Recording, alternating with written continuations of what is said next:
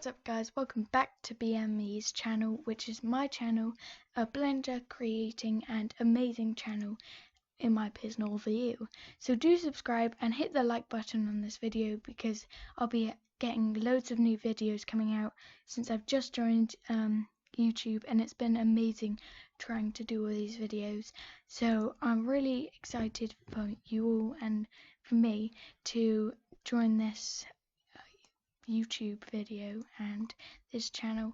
So today we'll be talking about the top areas of Blender, so the layout, the modeling, the sculpting, etc. We'll also be touching on the material, so if you're having troubles with that, I'll be able to help, and do hit the like and subscribe button. So on the layout in Blender, you can have loads of things and different objects you can move, change and do, but I'm not going to run through loads of things in layout or modeling because I use them a lot in my videos, so you'll probably get more news from them or information in one of my other videos.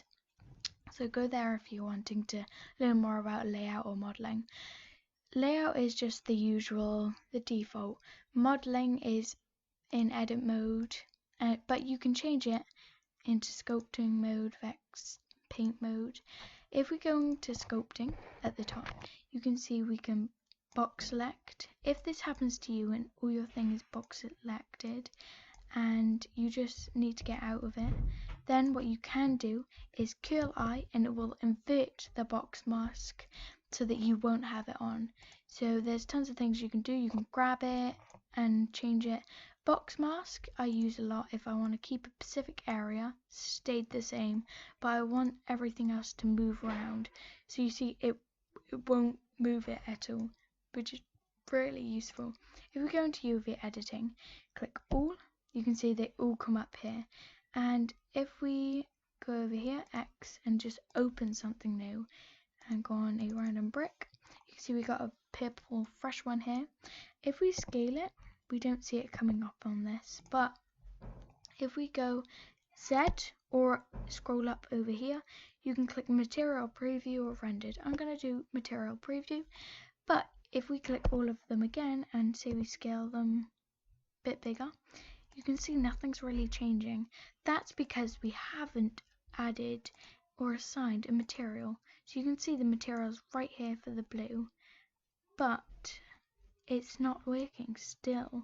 So if we click all, they need to have the exact same material. So if we just X, add new, and then if this isn't working, then click base color on the yellow, and you can see there will be an image texture. If we click that, then we can open an image of our choice. And I'm going to go in here, go in this one. You can see they're not the exact same, but for this it doesn't matter. If there's all, we can scale them down, there'll be smaller bricks. If we scale them up, there'll be bigger bricks. I'm going to keep them the same, but I'm going to change a few to show you how they work. Just kill Z if you don't like the work you've done and you want to change it. So I'm on here at the top. You can have all these amazing objects, select, image, and UV. UV editing is what we're currently using, so it's very easy and simple to use, so I hope you do enjoy. If we scale this up, you can see that they are still connected, but it's larger. If we try find this in here, it should have a lot of bricks on, but it will be hard to find as there's a lot of them. See right here, you can see all of this in one single block, and the rest are just holding it up and joined in or connected. So I'm going to kill Z that because it was only for the purpose of the video that I did that, but in real life I don't think you'd increase one single thing unless it was for a specific purpose. Next we'll be moving on to texture paint. Texture paint is very simple and very nice to use for artists out there. I'm just going to quickly use it. Go for a B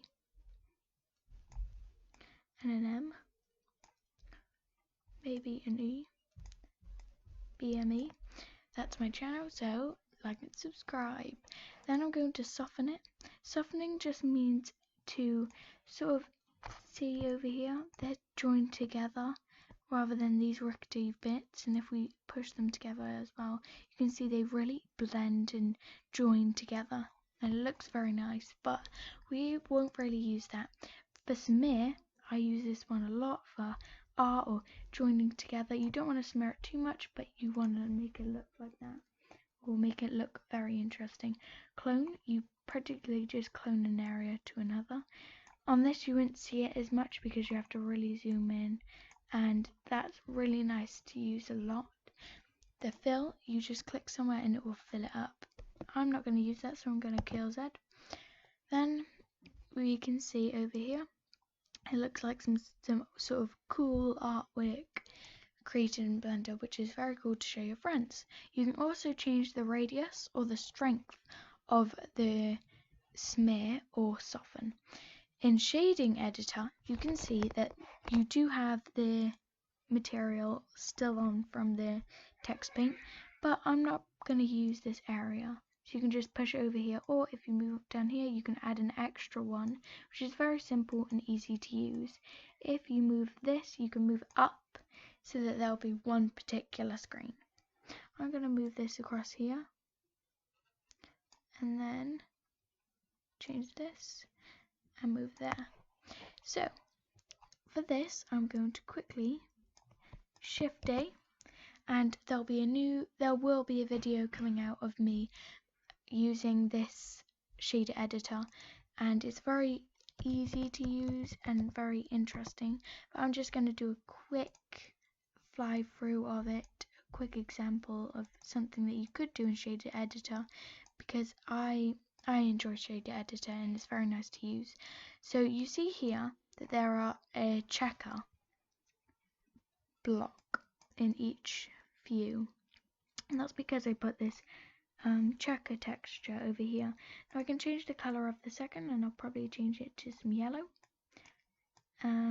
right here, which is really nice. And you can see that there is the artwork that we've previously created and the checkers. Now if you want to move down but you can't really, just click Shift, press your mouse down, and you can move it. Then this is the artwork that we've created into the checker texture for color 1. So that's one bit of the checker texture, and then color 2 is the yellow, and just click on that to change the color. Then this is the Principled BSDF, and if you see, there is a similarity, and these two are very similar, in fact almost the exact same, with all of these changes that you could create.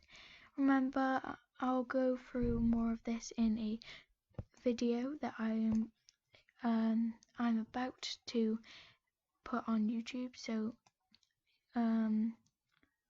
do subscribe if you want to watch that.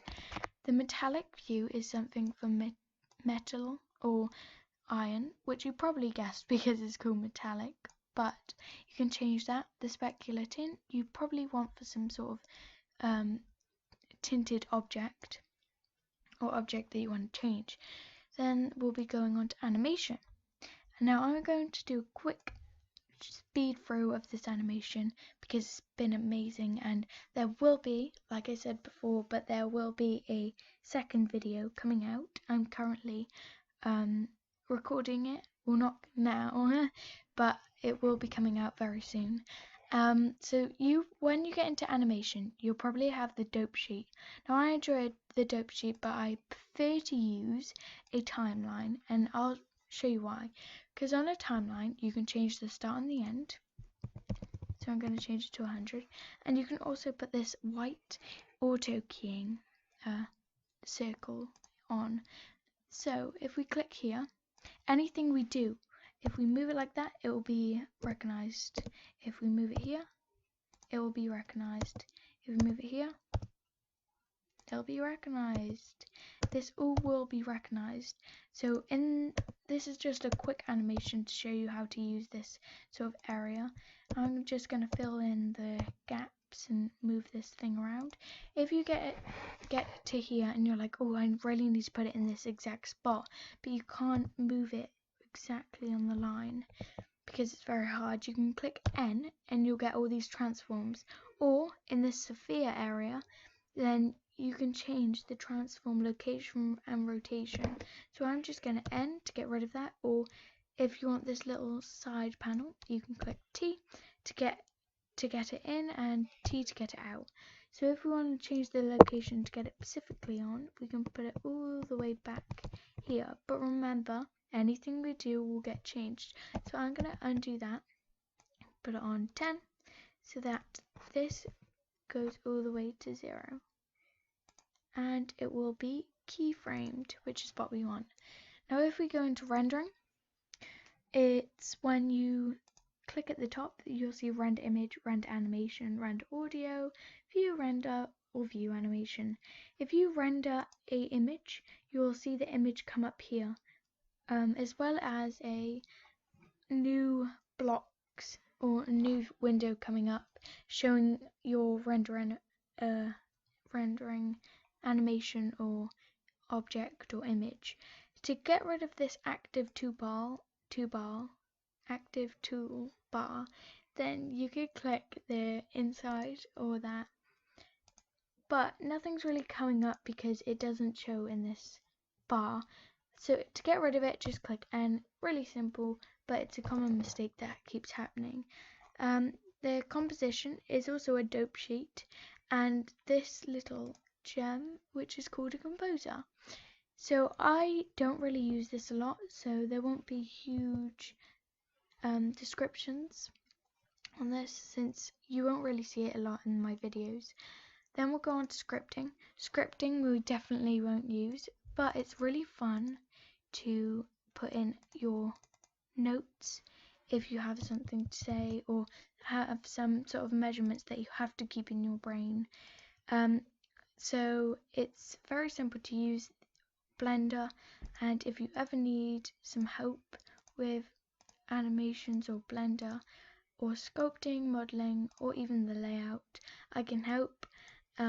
Subscribe and hit that like button. Comment down below done if you've finished this tutorial, or even comment below done so you can have a shout out in my next video. Do enjoy this video, and I'll play the animation before we finish. I've had so much fun creating these, so I hope you do too. So this is the animation we've previously made. It's just the moving thing. It will just go back and back and back. So in an animation, what you probably want to do is to, at the start and end, always have it going in the exact same place. To do that, click the end start, or the start or the end, and Ctrl C. So that's just copying it.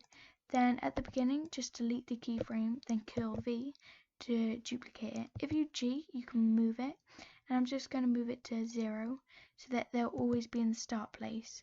So it's really easy to move into a video from another, and very simple to use, and very good if you want to go into blending or into animation. So I hope you enjoyed this video. Thanks for watching.